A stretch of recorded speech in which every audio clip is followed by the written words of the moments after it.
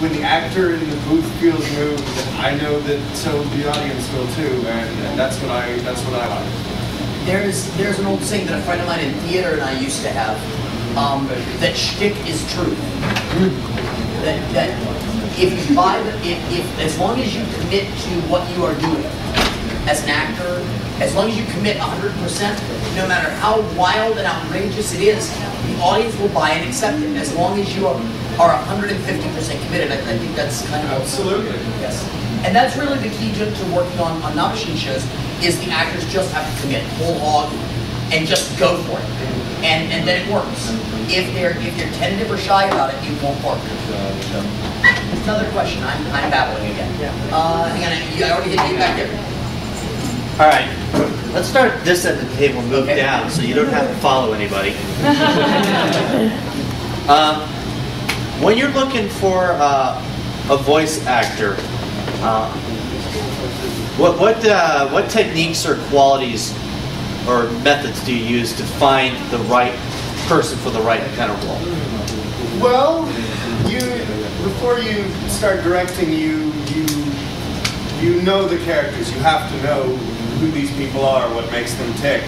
And sometimes you can hear that in the actor's voice. There's a lot that is subliminally conveyed through the tone, the qualities of certain voices. If somebody sounds really raspy, you know that that's going to subliminally give somebody, give that feeling off from this character no matter what. So you kind of figure out what qualities this person has. You find an actor who has that quality, and you try to know what actors you can work with and take direction and are really good to. So it's talent, it's vocal quality, it's a lot of things. For me, and this is again going to sound like a silly answer, but I'm going to have to explain myself. I have a casting couch. It's not like it sounds. I will see anywhere from 60 to 75 actors for a show. I audition people very fast and I read them for a lot of things.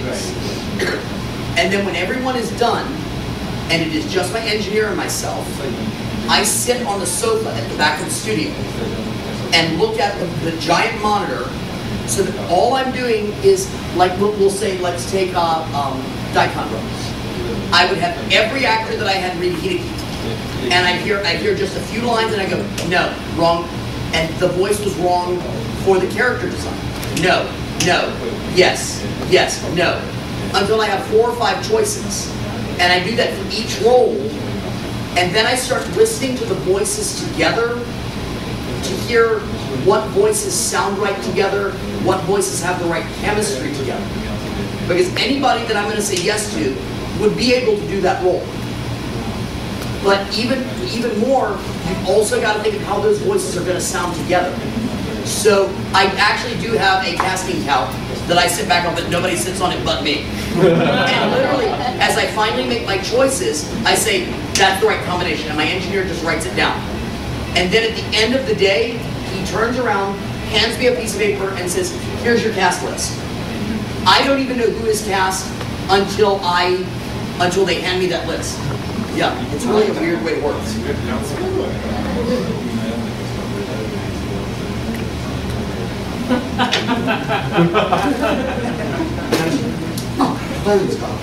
I have to answer too?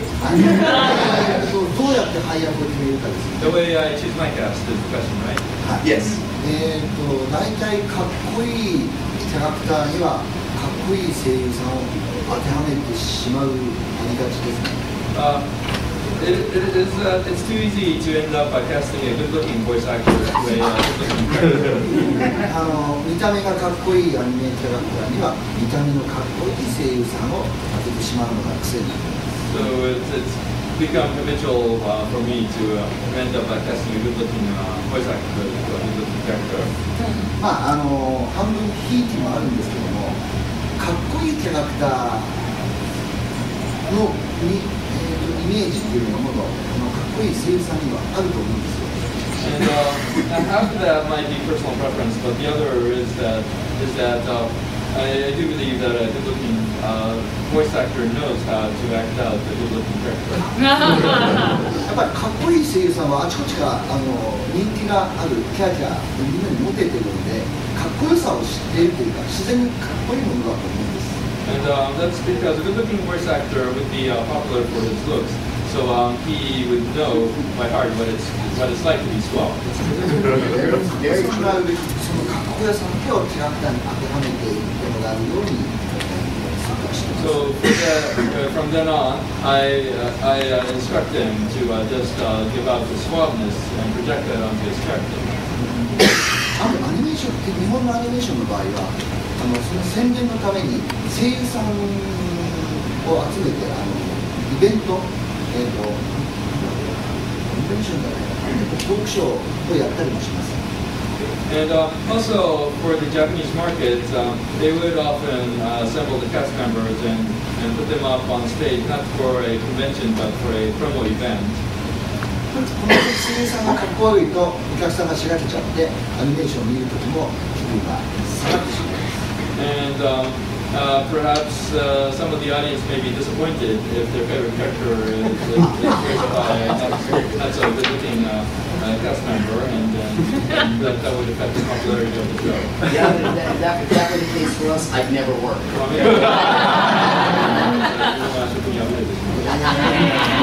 だから日本はちょっと作り方が間違っていると思います。 So I do believe that Japanese casting isn't quite in the right direction.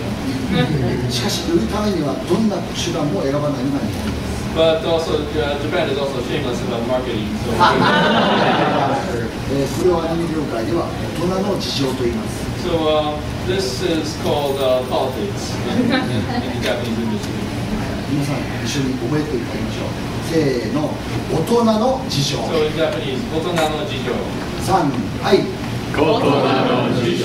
はい、よくできました。これを知っていれば日本ではもう皆さん安心して生活できると思います。 So as long as you know these magic words, you could live in Japan in comfort.